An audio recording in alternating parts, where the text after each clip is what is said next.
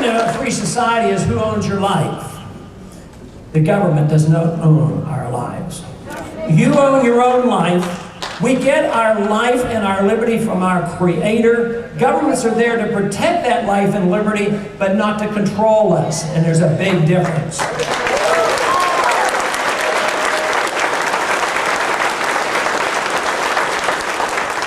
But there's several things that we have done over the many years that have more or less established it into law that the government owns us.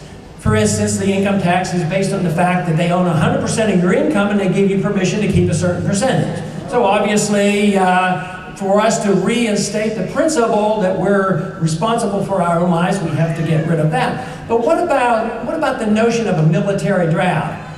Does it ever occur to very many people that that might be like involuntary servitude? Registration for the draft is still on the books because the people in Washington are frightened to think, well, what if the war spreads? We might need more individuals to go serve because we're not getting enough volunteers. But the draft is not the way to defend this country. And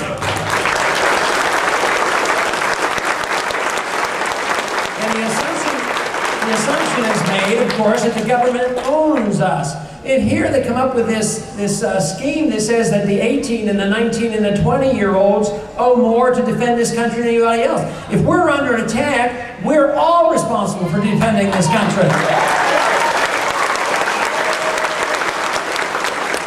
Not the 18-year-olds. There's no greater burden on them to fight these wars and to have a draft. Of course, hopefully that should have been settled in the 60s, but they have not gotten rid of it, but someday we must make that effort. The other place where they attack us and say that the government owns us is we have our life, we have our liberty, but we should have the fruits of our labor. And that means our property. Our property is our own.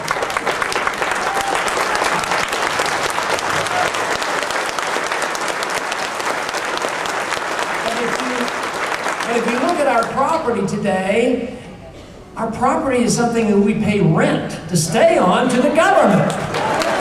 And then if you want to use it, we have to get how many permits do we need from the federal, the state, and the local officials. There's a lot less respect for private property rights, and that is very necessary. For a free society to work, for the marketplace to work, you have to have private property rights, you have to have contract rights, you have to have sound money, you have to have limited government, and then you release the creative energy of the people and they will produce the wealth, and you never have to worry about the problems that we have today where so many people can't get houses. They get houses and then they're taken away from them. They get a farm and then they lose it on it. And then they come along and they need medical care. Government's been involved in trying to give us medical care for 35 years. Who's making all the money? Wall Street, the drug companies and the HMOs and the PPOs, they're making the money, and we've destroyed the doctor-patient relationship. So what's the other side clamoring for? Oh, what we need, it didn't work so well, so we need total socialized medicine. What we need is total freedom in this country.